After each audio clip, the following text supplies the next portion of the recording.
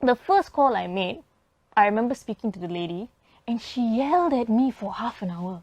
Okay. And she was saying, I've been running this tuition center for 20 years. You are 13 years old. What can you teach my students that I cannot? And it made me realize something very important. I cannot teach her students anything that she can. She would always win because she does have the experience. But I also realized that it didn't mean I didn't have anything to offer. Because what Ascendants can do, and what we actually do is, we draw out the talents of other youngsters. And we get them to realize what it is that they love doing from our own experiences of having our careers and doing what we love. Yep. So as much as there were people like that, I knew that if my thoughts were focused and if I was really doing all of the things that I could do, I would be able to achieve the goal that I set. Hello everyone, welcome to the Achiever Show, where our goal at the show is to bring to you some of Malaysia's top achievers for you to learn from their mindset and strategies so that you too can achieve your success in your life. Now in today's episode, we have a really special guest. This guest is a 70-year-old social entrepreneur and also an international conference speaker. She started her entrepreneurship journey at the age of 12. By the age of 14, she was actually an international conference speaker who was known as the voice of the Gen Z on several ASEAN platforms. She is the founding member of Ascendants, a social enterprise started by 4 teenagers for the youth, where they work closely with the Ministry of Education to develop young talents. She is also actively leading on several platforms to discover solutions to world issues, including sustainable living, climate change, youth entrepreneurship, empowerment and engagement. She has been an inspiration to people everywhere, speaking the interest of many youngsters, especially to the Gen Zs, to step up and take action. Her vision is to engage the Gen Z to discover their full potential and being the future leader they set to be, starting from now. Ladies and gentlemen, I hope you enjoyed the interview and please help me welcome Harsha Ravindran. Now Harsha, let's just start by you introducing yourself to our audience over here. Me introducing myself. Alright, Hi everyone, my name is Harsha, so I'm 17 years old, as said. Basically what I do is, I am an international conference speaker. I am head of marketing and branding of a company, as well as I do website and app developer.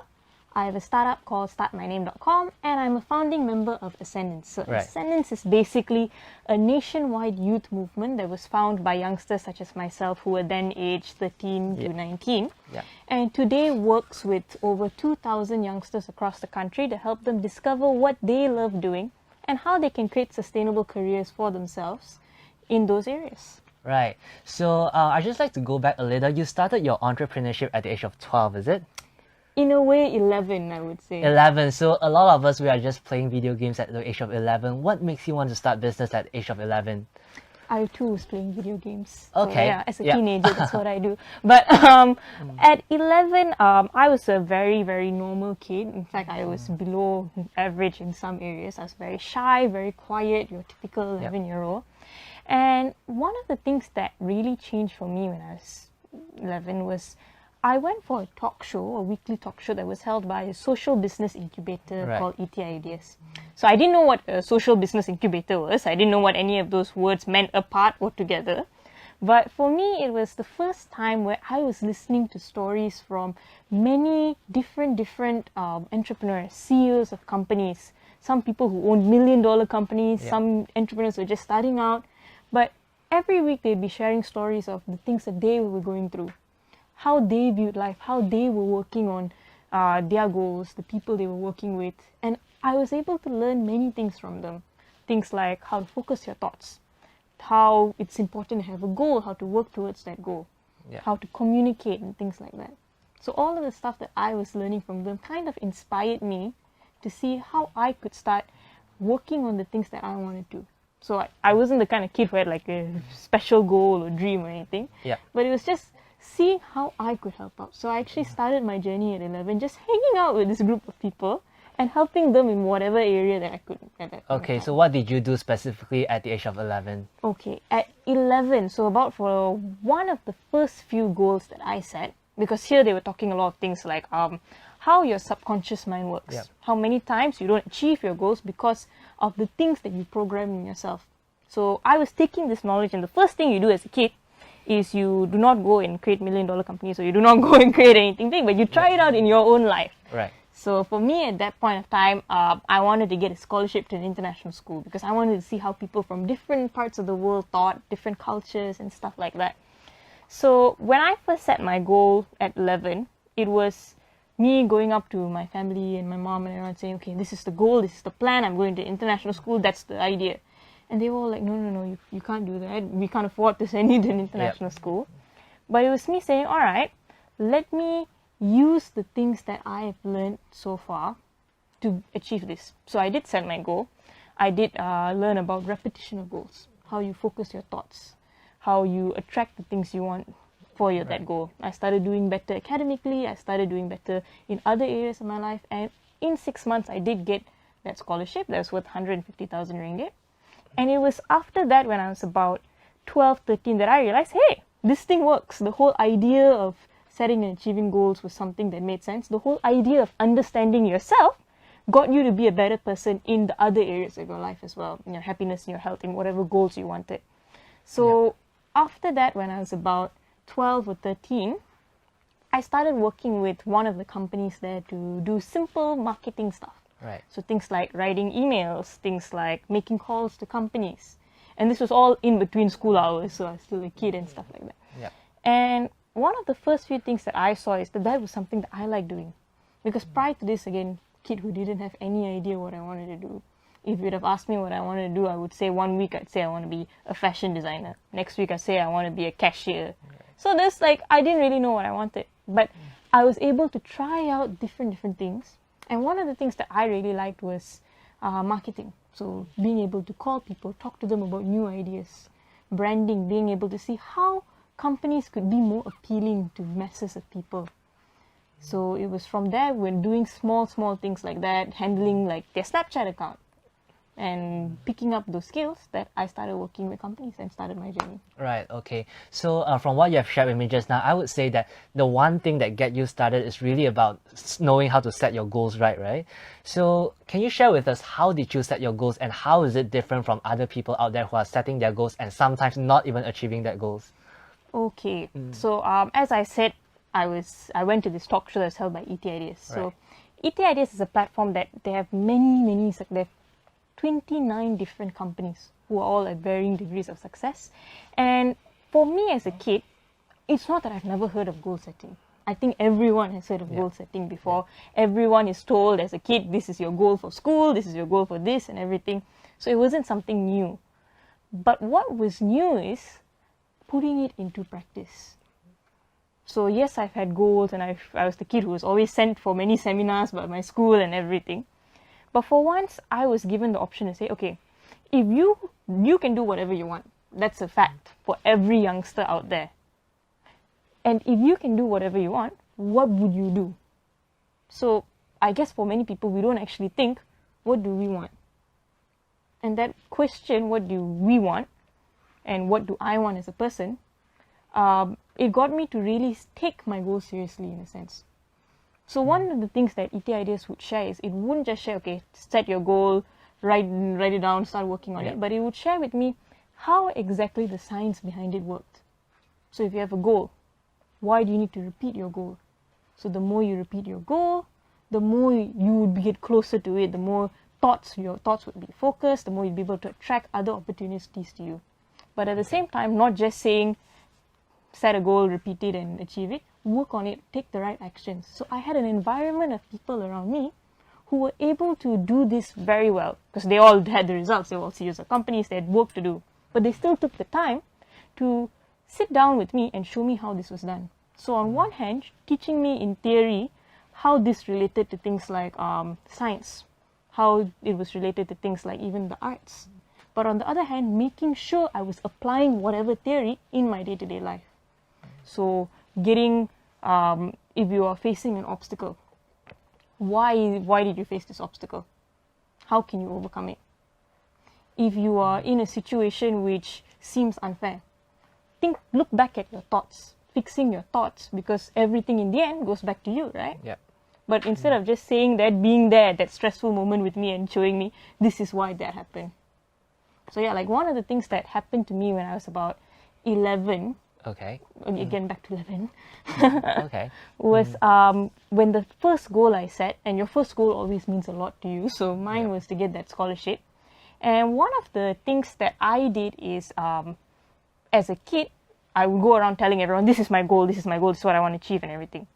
And many people were supportive, but not everyone was. So there were some teachers who were like, you shouldn't go around distracting other people, distracting yourself, you have to focus on your exams and stuff like that. And some of them would yell at me in front of the whole, assembly and things like that. So as a kid, that is very demotivating. And that's why many kids stop doing things when they're young, because they have certain incidents like this that happen to them.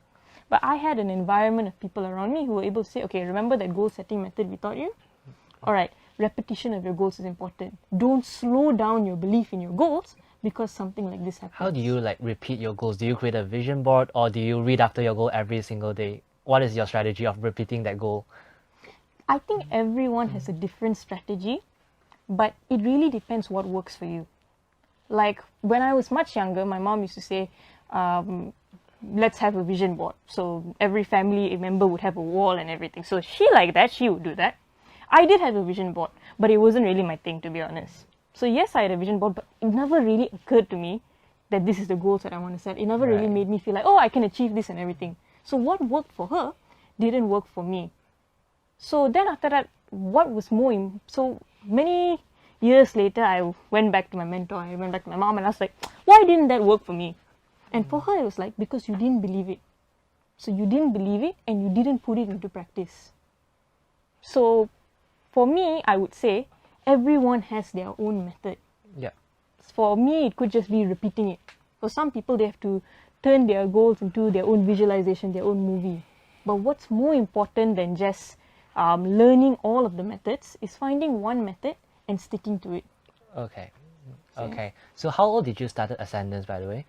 I was 13 when we started Ascendance. Okay, so I know you shared a little bit about Ascendance at the introduction. So can you share with us a little bit more about what Ascendance is all about and what inspired you to start Ascendance?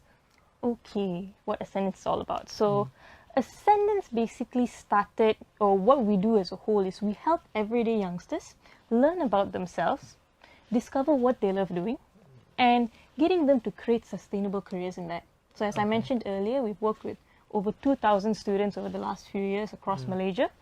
We're actively working with hundreds of them to build their own careers. We have tens of projects and things that they're working on. And we have 6 fully fledged startups that we've actually developed among these youngsters. 1 which is commercialized and already making profit and revenue, and 2 which we're actually in the talks with venture capitalists to invest in and work with, stuff like that. So one of the things that, how we started was, I was 13. The other 3 members were Madra, who was 19, Sanad, who at that point of time was 15, and Hira, who was 16. So all of us were youngsters who used to go for this talk every week. So every week we would go there and we'd learn something new and we'd be able to apply it in our day-to-day life. So you know my story. Yeah. But for Hira, for example, she was a 16-year-old who liked singing. And from the stuff that she, because a lot of 16-year-olds like singing, right? But from the stuff she was learning for there, she was able to apply it in her life and have a career as a singer. So by the time she finished school, she already had a successful career as a singer who performed internationally as well as locally, who at the same time, she was winning awards by people like Datuk Farid American. Right. She was being interviewed for doing amazingly in school, but at the same time being a musician. She was working and earning like any other adult just when she finished school. So just like her one person, Sanad also, he was 15 at that point of time. But by the time he finished school, he went from a kid who liked movies to a kid who had a career as a filmmaker, who did video projects for small and large video corporations, who also was nominated for things like the Malaysian Digital Film Awards. Madra was 19 years old and she was actually a junior partner in an accounting company that was already established and helping others work and manage their money. So the 4 of us kind of one day just realized that we've been very fortunate. And why we were able to do all of this while we were kids was not because we were special or like genius kids or anything, right? it was just the fact that we had the right support system and the right environment around us and the right opportunities. But we also realized that not every youngster would have this opportunity. So we started Ascendance because we wanted to share what we had with every other kid out there. Because when we invited our friends, people our age to come, they had very big problems, like homework, like they couldn't go out at night and stuff like that. So we formed Ascendance to bring it to them, to give every kid out there the same opportunity. Okay. Okay, so I know when you started out young, including me, when I started out young, I got all these feedbacks from people saying that you are just too young. What makes people want to listen to you? So I'm just curious, like, what are some of the challenges that you have faced throughout this journey?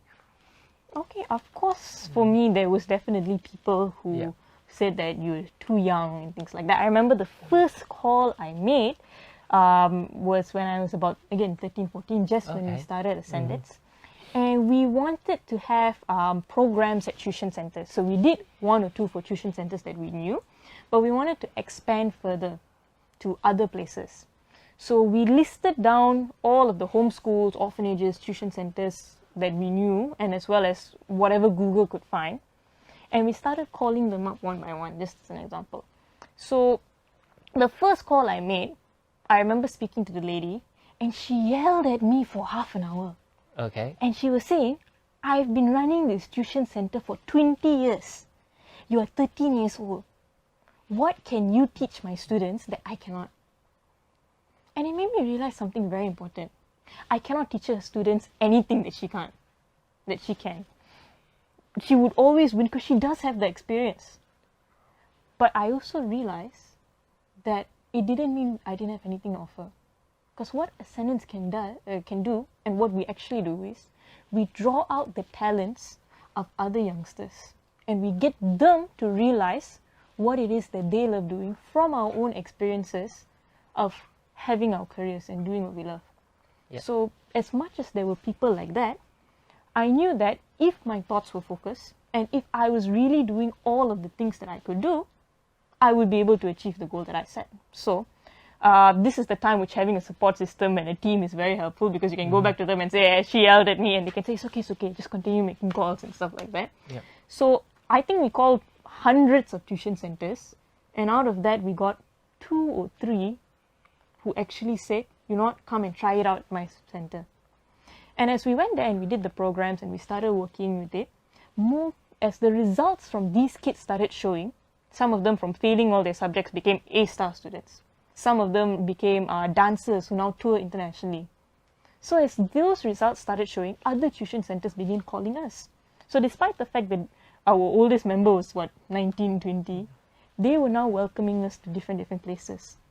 And as the work that we were doing became more recognized, even the Ministry of Education got in touch with us later, after we've worked with about 500 over students, and they started rolling it out in government schools as well. Okay. Okay, so when you shared with me your experience of making phone call as a 13-year-old kid, I actually had this experience of making cold calls to companies. I make hundreds of phone calls to companies, and people said that if you want to train your resilience, if you want to get rejected by people, just do cold calls. So as a 13-year-old kid, you are making phone calls and you are getting rejections. So 13-year-old kid, we all have all this like high self-esteem. So when you make all these phone calls, when you get rejections, how did you deal with it? What are some of the things that you tell yourself when you get all these rejections? Okay, so this is actually one of the reasons why we have Ascendance. Yeah. Is because there are many brilliant, amazing kids out there. And they do know how to take action and do what they love. They have goals. But what happens to a lot of them is, when they face obstacles like this, when they get rejection and stuff like that, they go into their shell. And they realize, okay, you know what, maybe other people are right. Or you know what, maybe I should wait until I'm older. How I know this is because that's all the thoughts that I used to have when I was 13. So when you call companies, when you call CEOs, especially when you call tuition centers, because you can imagine your own tuition teacher there. But when you call people who are much older than you and you try something out, it's very easy to get disheartened. Yeah. But what's important is having a group of people to go back to. Having a team of people to show you why this is happening. To show people, like sometimes many kids, within their subconscious mind, they're already programmed to not be able to take criticism. Or they're programmed to think adults don't understand what I do. So whatever they do, so even if they get an idea, they're excited about it, like me, I was very excited about it.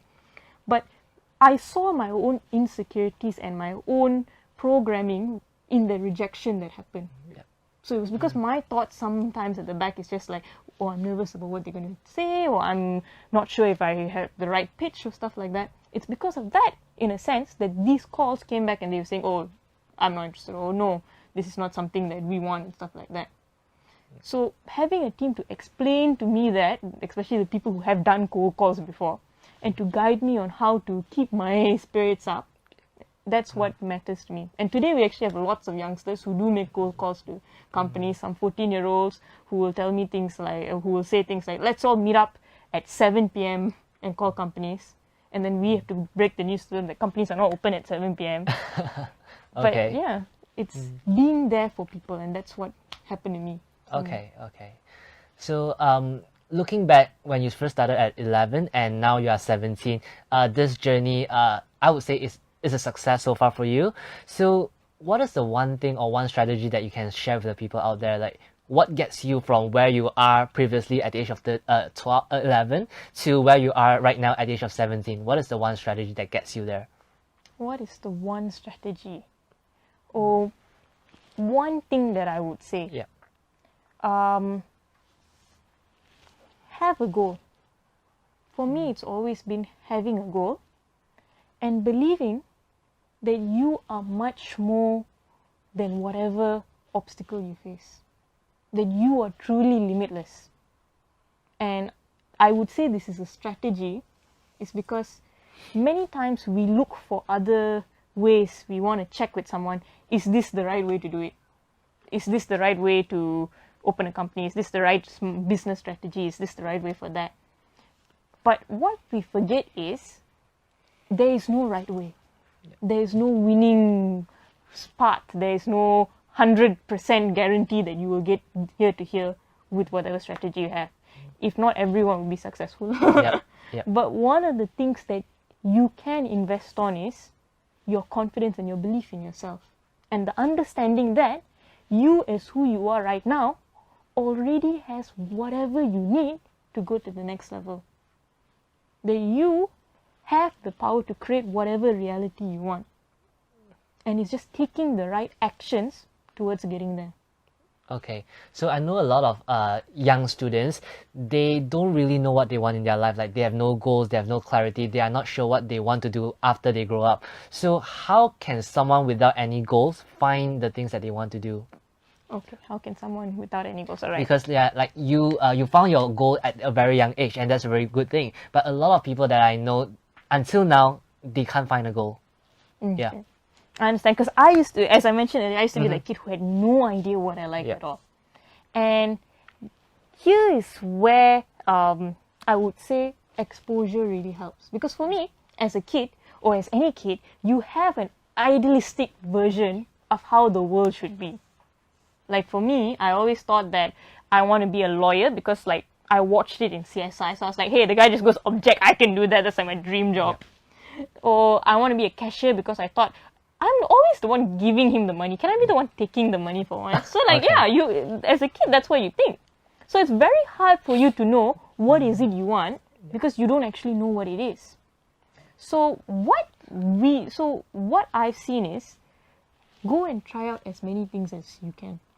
So one of the things that Senen started doing actually is because we realized this is we started having sessions with these youngsters to experience how life is in the real world. Like one session we would have is we would get like a media company like ET Boost who's actually helping us out today. They actually give us all of their state-of-the-art equipment and we bring it to school students, to our participants and things like that to get them to experience how life is in an actual production company, which means they have to do everything, the scripting, editing, writing under the actual conditions that you would see any other industry out there. So that means it's not as glamorous as you think. It's a lot of hours of hot sun, a lot of hours of work, a lot of hours of planning. Your 1 hour lunch break becomes 10 minutes. But once they get that exposure, it builds their character and they realize either I'm never doing this again in my life or this is something I can work on. So we bring them for different sessions through things like media, things like F&B, investment, virtual reality, sports, because that's how we learn. I started out following random CEOs of companies around. So one company would be a fashion designer company. So what I do is I follow her around, and I realized that fashion is not an easy thing to do. Yeah. She bring me for clients, picking out their thing and here and there. I was like, nope, not my thing, no. Then after that, I followed someone around who was very into marketing, and that clicked for me. I followed someone else around who was very into video production, and I realized, nope, not for me. So having that exposure will help you realize what you like doing, and most importantly, once your heart says something, this is the field I want, sticking to that field. Because many times we will know that this is something I want to try out, but when we try it out, we realize that it's not simple and there's a lot of obstacles and things like that. So for those who don't have a goal and you suddenly realize that there is something you're good at and something you want to try, make sure that when you pick your goal, you go all out for it. Right. What are some of the problems that you realize that some of the youngsters are having right now? Some of the problems. I think you brought up a very nice problem earlier that many people kind of like, they face a lot of rejection. Okay. And many times people will say, you're just kids. Yeah. I'm sure you started very young as well, so I'm sure you faced this as well. And I think that is one huge problem.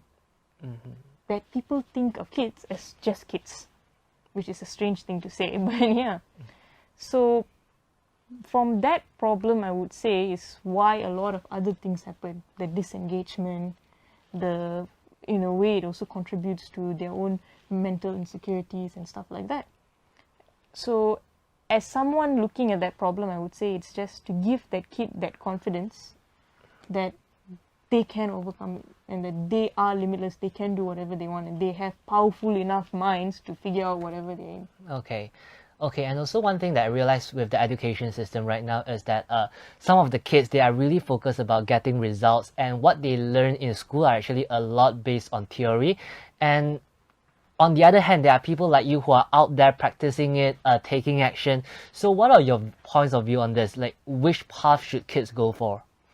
I think that's interesting in the sense that we should stop looking at theory and experience as two different things. Okay. Because for me, some of the biggest things that have helped me be successful in the other areas of my life actually came from school. It's because I think, as you mentioned, the mindset of kids is, I'm just doing this to pass my results, to get A's and stuff like that. So I think that mindset is what gets a lot of people in trouble. So like one of the things that we started realizing is, the more you actually do things outside of school, the more you actually have your own thing to work on, the more your results the more you will get higher results, the more you'll do better in school. Like for me, my results started getting really good in a sense when I started working on other stuff. Because now I'm out there in a company and I have to see, okay, remember that thing we learned the other day in BM called Surat Rasmi? Now I have to do a formal letter to this company and things like that. I wish I would have paid attention there. Yeah. Now you learn the importance of communication, the importance of linking things up together. So that when you build that mindset, that characters while you're already working out there on the things that you love working on, you can apply that same characters in your grades. And you'll be able to learn much more when you change your mindset to that. So like one of the things we do is, and this is very fun, is we get kids to kind of like pick a topic, because a lot of parents were saying we need to have study sessions with them. So we're like, okay, we'll have a study session with them. And we get them to pick a topic. So it could be anything, like coffee or like petrol. And we talk about that topic throughout all of the different subjects, from bio, chemistry, physics, from economics to maths to even things like history. So one thing, like for example, we talked about like transportation, the biology of a person there, how the transportation system in Malaysia actually developed our economy, the history behind it. And we just discuss this with the kids to get them to see how important it is to link the different things in their different topics, but at the same time, link it back to the projects that they are working on. Because all of them have their own projects, all of them have their own companies that they run. So seeing how applicable the things you learn in school is to your day-to-day life. Okay, and also this interesting question just popped up into my mind is like when you work with kids, when you talk to kids, it's really easy for you to persuade them and to share an idea with them.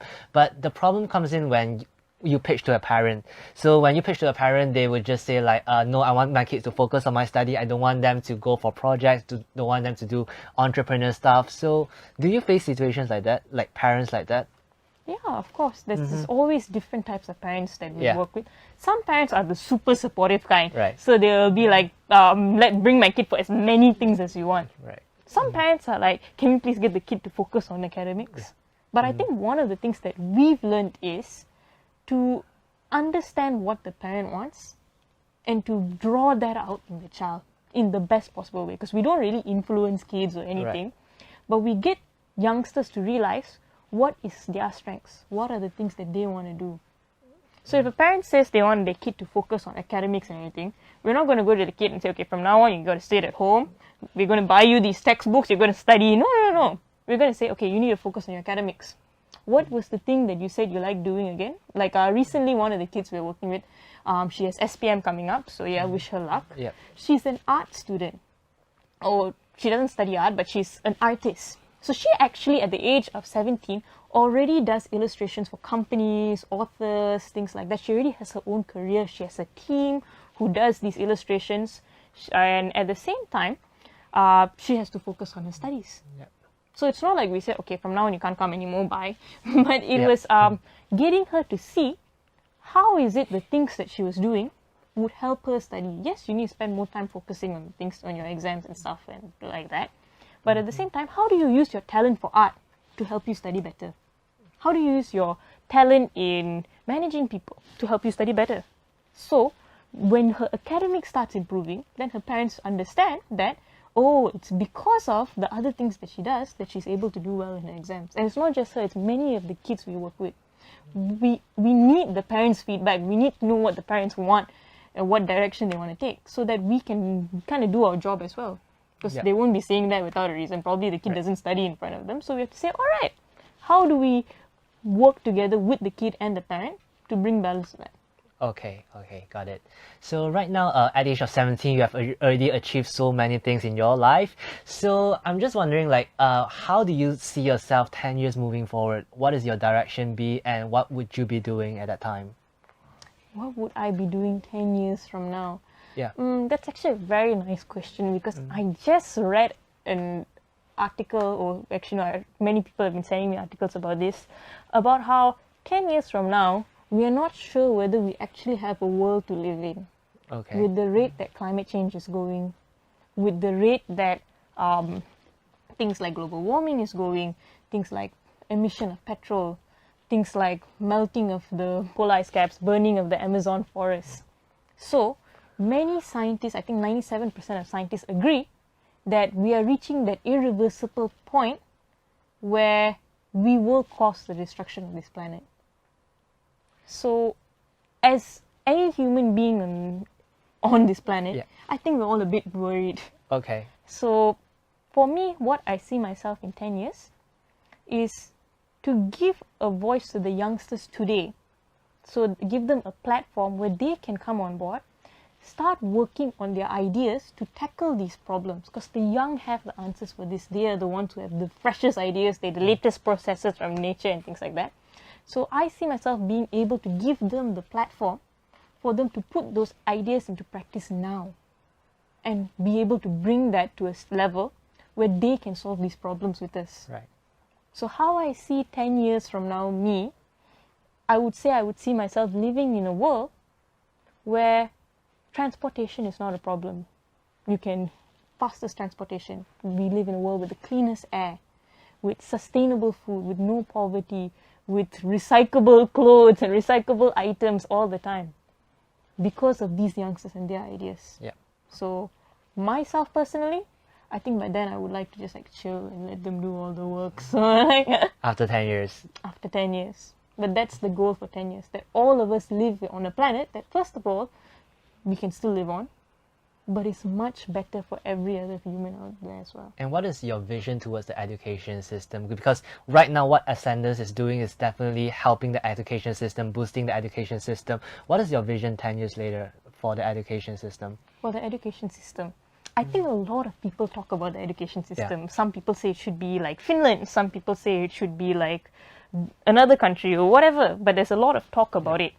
But my vision for it is to see every other youngster being able to decide and put into practice the ideas and the changes they want. So why we started Ascendance is to give kids the opportunity and the voice to speak out on what kind of education they want. You cannot go to and petition, I want to change every school, the curriculum and everything. Yeah. But you can start with your own mindset. You can start with the way you receive knowledge, the way you look at things. And that is what Ascendance does. We provide that platform for youngsters. So the goal for the education system, I don't know because I don't run an education system, but I would say the goal is that every youngster has the mindset, has the build-up within them to understand the information they need to get that knowledge and that theory from school and is able to put that into practice. That's the education system I see, where our mindsets are ready for whatever is available for us to make things better. Okay, well, Harsha, you know, what you have been sharing with me just now and right now is really been very inspiring for me, and also as a 17-year-old who just started out, it's really inspiring for other people to hear your story. So I'd just like to end this with two questions in mind. Number one, what advice do you have for all the students out there who are seeking for a career? And number two is that what advice do you have for the parents out there who is looking to grow their kids? Parents and kids, okay. Yeah. For kids first, all right. 10 years or maybe 20 years ago, nobody knew about careers like social media manager. Nobody knew about careers like researching to Facebook for your clients and things like that. Digital marketing, those were not career options. Same thing, we don't know what are the career options that we will have 20 years from now. So if you're looking at what career you want, my piece of advice would be focus on what your heart wants. There will be something you want to do. If you don't know what it is, go and explore and try it out. But remember that whatever you pick, you are what makes it different, not the career. And that if you really believe in yourself, if you understand how powerful your thoughts are, how powerful you as a human being is, then you can really achieve anything and you can create the careers of the future. So that's for kids. Right. For parents, you guys are taking care of the future leaders. And I think many parents out there don't actually get the kudos that they deserve, because it is not an easy job being a parent. I know my mom still probably has nightmares about me as a kid, about me now as well. So thank you for taking care of these amazing kids. You guys are doing awesomely. All they really need is your love and your support. My mom, for me even, I do many things. Right. But at the end of the day, the person I still go back to and I ask, did I do a good job, even until today, is my mom. And that's because she is the one who really takes care of me. Regardless of how old you are, I think everyone feels that about their mom and their parents. So just support your kid, believe in them, and let them lead in the areas that they want. Let them shine and give them the guidance where they ask and when they need it. Thank you. Well, Harsha, I'd just like to take this time to really thank you for being here today, because what I believe you have shared with us really benefit our audience here, including the kids out there and also the parents out there. So one thing that I learned from you is that as a kid, the most important thing is really to just set your goals right, and if you know your goal, just go out there, do whatever it takes to achieve your goal. That is my biggest takeaway from your session today. So for those of you out there who are watching this, I hope you are learning something so far, and for those of you who like to follow Harsha and follow more about Ascendance, do give them a like and follow them on Facebook, where we'll include the link somewhere below. So once again, thank you for watching and thank you so much. Bye. Hey everybody, thank you so much for watching this video. If you haven't already, be sure to subscribe to get first-hand video on how you can build ultimate confidence and get cutting-edge strategies to help you achieve your next breakthrough in life. Thank you so much.